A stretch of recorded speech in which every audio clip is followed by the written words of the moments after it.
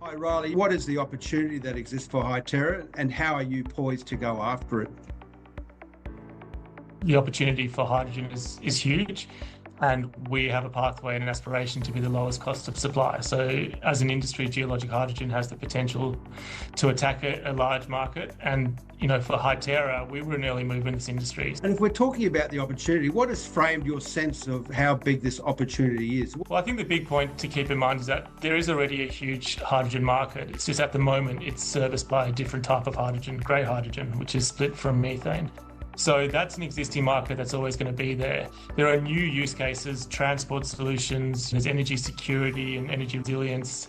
Off-takers looking to get away from alternative sources of energy. That market is only going to increase over the coming years. So supply of low-cost hydrogen is really an opportunity that will take advantage of that demand. Upon your arrival back in December, the company announced a three-part strategic plan. Talk me through how that is going and some of the performance against that. The first one is to commercialise Kansas. That's our first project, 100% owned, 100% operated in an area that has offtake just down the road. So we're in an area that has natural offtakers for both helium and hydrogen with existing producers and refiners and purification in the state and ready to pick up helium should we produce it. And on the hydrogen side, it's a fertilizer heavy state, being in the Corn Belt, heavy on ammonia requirements, which are presently imported. So the ability to convert hydrogen to ammonia and sell that for fertilizer purposes is a big one, but also emerging markets like the Air Force, there's McConnell Air Force Base down the road from our project. We were successful in that Chimaera fund RFI process and being able to work with the Air Force on framing their understanding of geologic hydrogen and potential cost of supplies is an exciting one for us. Pillar 2 is growth in the US. We've learned a lot from our Kansas drilling program, but in the background, we've done a lot of work on lab testing of rocks, both from Kansas and new areas, just to understand hydrogen generation potential from those rocks. So we're using that work to continuously feed and improve our must-haves framework, which is our proprietary framework and understanding of our view on what you need for a geologic hydrogen project. And we're leveraging that must-haves framework then to go and find and secure additional areas within the US that we intend to expand to.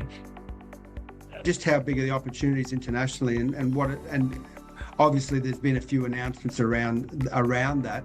Can you speak to that?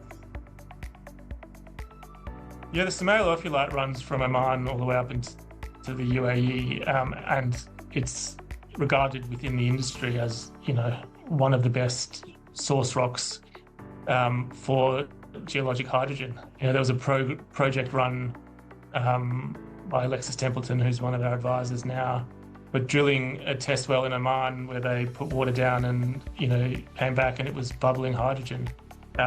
They've recently announced that the results of that testing and follow-up testing in the lab where they heated the rocks and were able to get multiple levels additional hydrogen generation from that. So that's an exciting data point.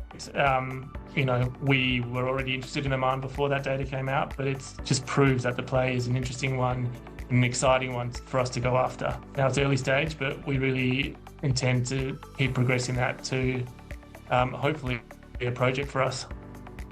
What catalysts can investors look at for 2026 or for the remainder of 2026? We expect that flow testing will start in June, so it'll run through July. From that, we'll get some interesting data on what our McCoy 1 well can flow in terms of hydrogen and helium potential.